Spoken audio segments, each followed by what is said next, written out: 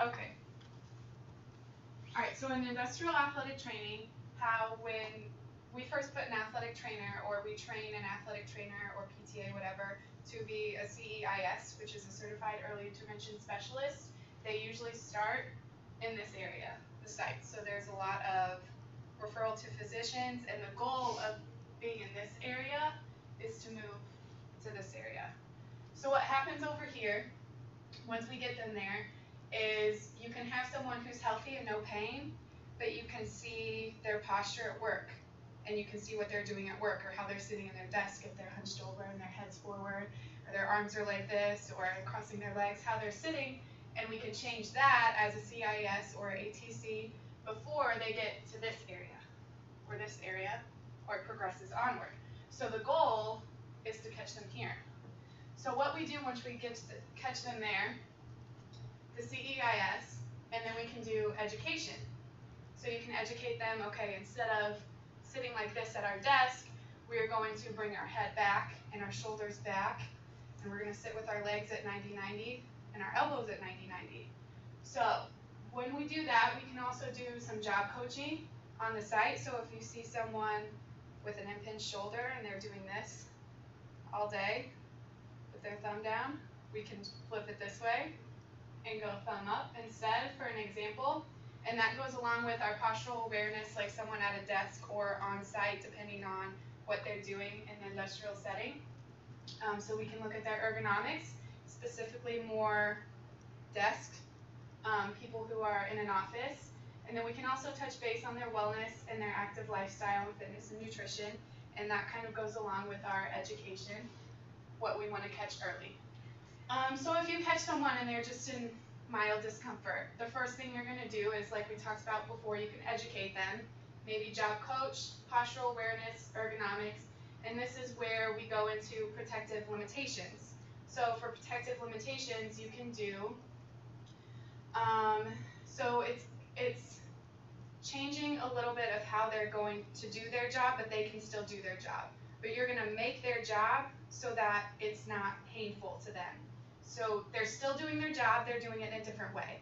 So that can be part of education. You're going to talk to their supervisor about that. You may change their posture, how they do things, and as well as job coaching. So once we may move on from discomfort if you catch someone in pain. The still CAS or ATC is going to be the first involved and to react. So first you can educate them, job coaching, postural awareness, ergonomics, protective limits, and that's where you may get a physician involved as well. So this is where it changes. Once we get past our pain, we move on to reduced capability. So what this means is they can't do their job because they are in so much pain. So this is when we would get a physician involved. There would be job restrictions, which means that they can't do it. They can't do it right. They may have to do something else. Physical therapy may be involved, then the CAS and ATC will be involved. So we are not the person on top anymore because we refer them to a physician at this point. And this can lead into onset of disease and possibly surgery.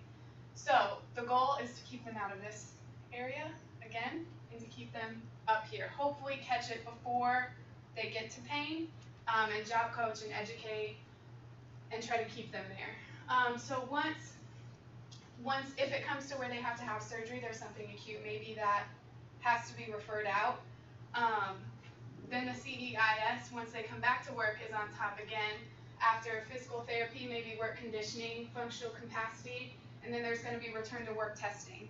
So if someone has a major surgery, you don't know that they can do their job until you put them into that setting.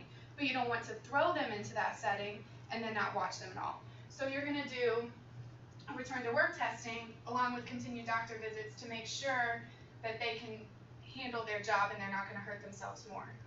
So goal is to stay out of this area, to stay up in this area. Does that make sense? So, okay, so this area is more of a proactive, right? We're going to try to educate, job coach, postural awareness, things like that. This is more of our reactive because we're more referring them to a physician. It's over the CEIS at this point in time. Yep. At what point do we get the physician involved when we're in the proactive side?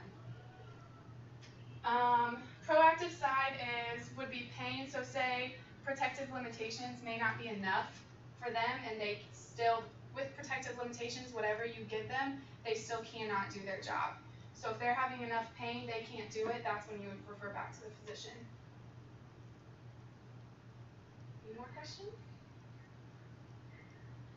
Cool. That's all I have.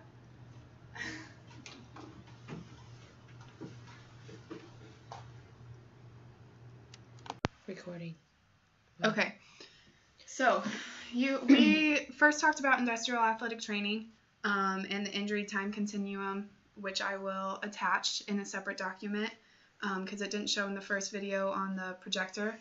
So these two are going to draw a model of what they see after our discussion and something that they can relate to for industrial athletic training. Is there a time limit? No. Are we good to go? Yep. Sorry.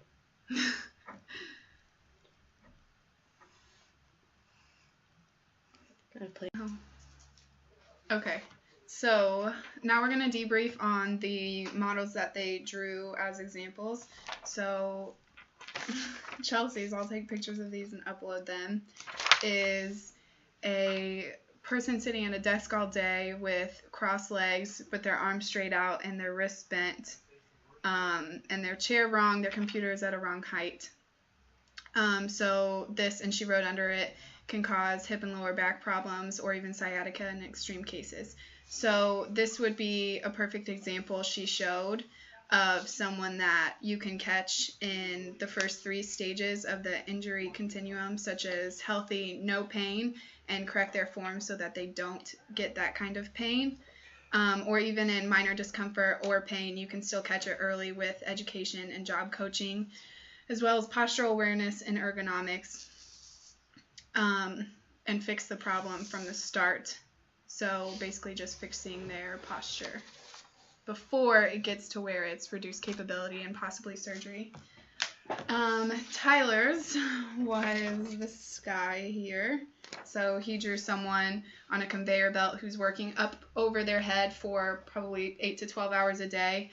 And a way to fix that so that they don't get into reduced capability and onset of disease / surgery would be to either change the conveyor belt so that their hands are lower and in front of them so they work in their frontal plane rather than overhead. And a more realistic one that he came up with was putting a stool or an elevated platform underneath them.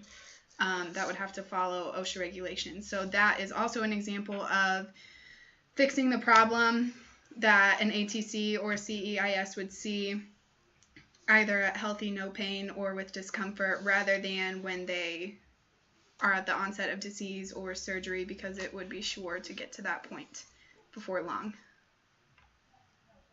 Question? No, wonderful job. Cool. Great work. We're debriefed. Good to go.